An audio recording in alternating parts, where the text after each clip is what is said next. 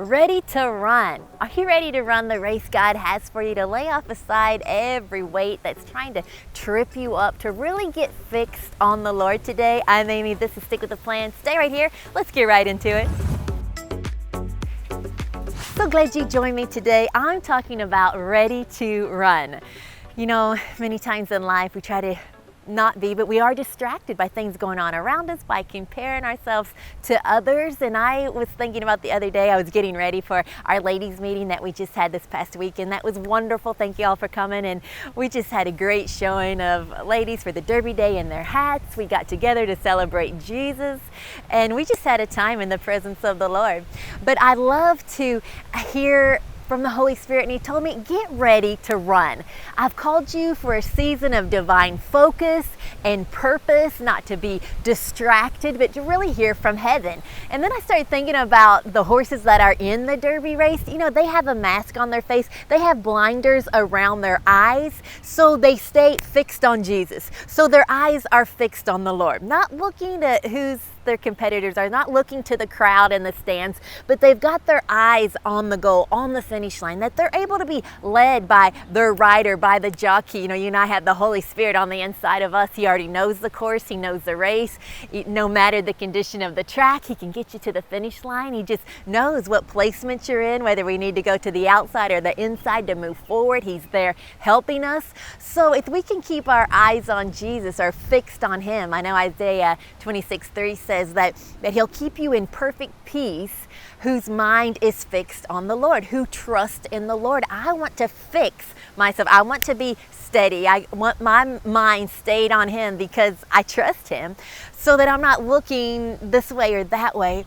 I know that Hebrews chapter 12 and verse 1 and 2 is talking about how we should lay aside those weights that so easily ensnare us or entrap us, so that we keep our eyes looking unto Jesus, the author and the finisher of our faith, meaning that we don't have to be looking around. We can be so focused on the Lord that the trap the enemy set up for us, the weights that he would want you to run with to slow you down or to knock you off course. You know, I have one workout where you have to put on ankle weights, and it hurts so bad every time you move your legs. You're like, ow, ow, ow. I wasn't made for the extra weight. But what are those weights in your life? Well, if your thought life's not fixed on the Lord, you know, we got to get our eyes fixed, get our thoughts fixed as well, because He'll strap unforgiveness to you, worry on you. You'll have all these weights you're trying to run with, where He wants you to, hey, lay them aside. Some translations say, cast them aside, strip them off, throw them away, get rid of the weight so that you can truly run. You know, Philippians 3:13 says that forgetting the former things, forgetting the things that lay behind me, I press forward. Some translations say that I strain forward to the mark of the high calling. I think about that straining. You know, some of those horses win by a nose. That we're just, faith is forward, that we're just always pulling forward in this race. So we got our eyes focused, we got our thoughts focused, and then we need to have our vision focused on Him. What do we see? We see the finish line. We got to run straight ahead. We had one dog named Splash, and I remember him. He had such a fat neck on his body, if he had any neck at all. And this little fat body, we fed him too much food. He would get into the horse feed too, eat his own food and the horse food. And so he was a chubby dog. And I just remember he couldn't run straight. He ran to the side all the time. He could never get to where he was going very fast because he went to the side. I thought, man, in my spiritual walk, I don't ever want to be so distracted about what other people are doing or what other people are saying that I'm pulled sideways. No, I want the vision to be clear. Habakkuk 2:2 says that, write the vision, make it plain, write it down on tablets so that those who read it can run with it. I want to run with the vision, Lord. I want the correct message in my heart. I want to read it quickly. I want to run. I want to go forward, not sideways, but straight ahead. You know, my kids, when they were young, like in summer, they ran cross country. And there was one race, you know, I think we were over in Lincoln County, and I saw my son. He usually finished in the top 10 every race, so he was fast, man. I had to go from the start line to the finish line to catch him.